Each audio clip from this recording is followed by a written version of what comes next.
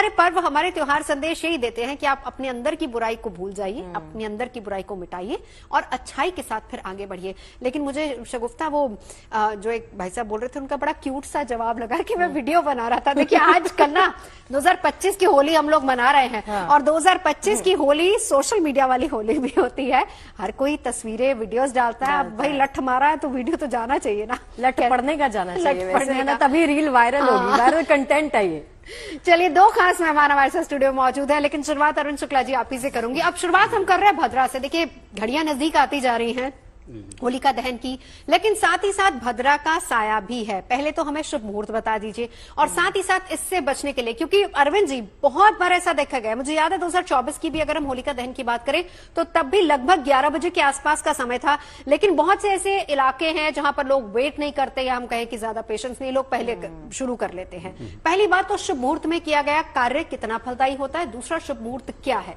देखिए शुभ मुहूर्त यदि आप जानना चाह रही हैं तो शुभ मुहूर्त तो है आपका जो है 11:26 के बाद समय आ रहा है और एक तरह से इसको रफली मोटा मोटी टाइम आपको 11:30 से 12:30 का मान के चलिए। ये 1 घंटे का जो मुहूर्त है ये आपका निशीत काल का मुहूर्त है। ये विशेष मुहूर्त है जिसको कहें कि पूजा का, पाठ का, होलिका दहन का।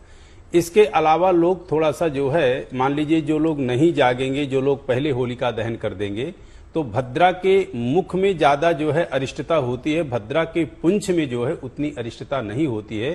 तो भद्रा के जो पुंछ का टाइम है वो टाइम आपका 7 बज के लेकर के शाम को 8:18 के मध्य का टाइम है। तो इस टाइम पे भी प्रायः कहीं कहाँ जो है आपको देखने को मिलेगा कि होलिका दहन कर देंगे। अब बात आती है मुहूर्त। मुहूर्त अपने आप में एक विशिष्ट समय होता है।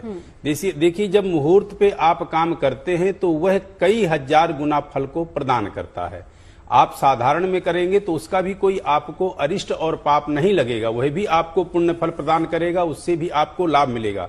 लेकिन मुहूर्त अपने आप में एक विशेष आपको जो है जिस फल, जिस कामना से आप वह कार्य कर रहे हैं वह फल और वह चीज आपको उसी प्रकार प्राप्त होती है जिस प्रकार शास्त्रोक्त विधान में मुहूर्त के विषय में कहा गया है। तो भद्रा का ये टाइम है। अब भद्रा आज ही आपकी जो है, जैसे पूर्णिमा आपकी सुबह प्रातः शुरू हुई है तो 10:35 के बाद आपकी भद्रा भी शुरू हो गई है, जो आज रात्रि में 11:26 के बाद समाप्त हो जाएगी। पूर्णिमा आपकी कल तक है, यानी कल जो है 12:23 या कहीं कहाँ पंचांग में 12:30 बजे तक पूर्णिमा है। ठीक है, आचार्य राज मिश्रा जी भी हमारे साथ हैं।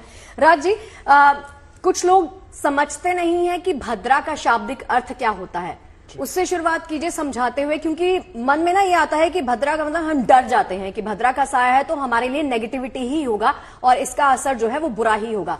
इसको समझाते हुए, और भद्रा के वक्त कोई भी किया गया मांगलिक कार्य हमारे लिए फलदायी साबित नहीं होता है, ये बताइए। इस पर जरूर बात करूंगा। और वाक्य में भद्रा डरने वाला विषय, भद्रा से हम ही नहीं डरते, देवता भी डरते थे। मैं इसको बताने का प्रयास करूंगा आखिर देवता क्यों डरते थे। लेकिन एक बात बताऊं, मैं धन्यवाद करूं आप दोनों का और जीएनटी की पूरी टीम का कि शायद जो सनातन के महत्वपूर्ण त्योहार हैं, जो भारत के महत्वपूर्ण त्योहार हैं, आप उन सबको पूरे देश में पहुंचाते हैं और सबको दिखाते हैं। एक बड़ी सुंदर भजन थी कि आज बिरज में होरी रे रसिया, वो एक भजन होती है ना, आज बिरज में होरी रसिया, अपने अपने घर से निकली कोई कारी कोई होरी रे रसिया, आज बिरज में होरी रे रसिया, होरी रे रसिया बरजोरी रे रसिया, होरी रे रसिया बरजोरी रे रसिया, आज बिरज में होरी रे रसिया, आज बिरज में होरी रे रसिया।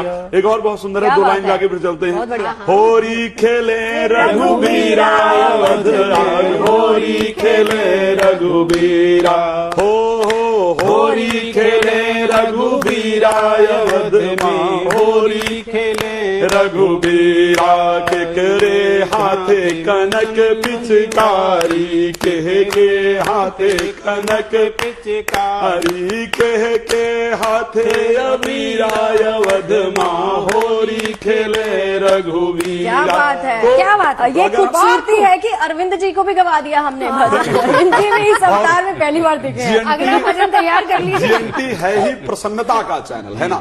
जीएनटी वो चैनल, जब हम जीएनटी में पहुंचते हैं तो सारे बाकी रंग उतर जाते हैं डिबेट वाले। केवल GNT पॉजिटिव, केवल सिर्फ पॉजिटिव रंग सात्विक आपको यहाँ ऊर्जा का मिलता जो है। प्रभाव है वो जीवन पर रह जाता है। अब चलिए भद्रा की बात कर लेते हैं। तो भद्रा वास्तविकता में सूर्य की पुत्री है, शनिदेव की बहन है। ओके, भद्रा की जो उत्पत्ति की गई थी ब्रह्मा जी के द्वारा, वो राक्षसों के वध के लिए स्पेशली की गई थी, लेकिन उनके स्वभाव में परिवर्तन आया और उन्होंने देवताओं को भी परेशान करना प्रारंभ कर दिया।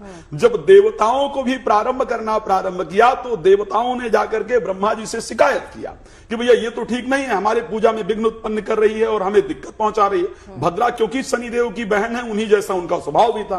तो ऐसे परिस्थिति में ब्रह्मा जी ने कहा कि देखो भद्रा, तुम ऐसे परेशान नहीं कर सकती हो। कुछ विशेष मुहूर्त है, कुछ विशेष समय है, जो उसका पालन नहीं करेगा, जो तुम्हारा सम्मान नहीं करेगा, आप उसको विघ्न उत्पन्न कर सकते हो, उसके जीवन में विघ्न उत्पन्न कर सकती हो। तो भद्रा को क्या किया गया? 4 राशियां दी गई। कर्क राशि, सिंह राशि में जब चंद्रमा हो, कुंभ या मीन राशि के अंतर्गत जब चंद्रमा हो तो भद्रा होती है। उसी के साथ वव, वालो, कौलो 3 कर्ण दिए गए। इन 3 कर्णों के अंतर्गत भद्रा होती है।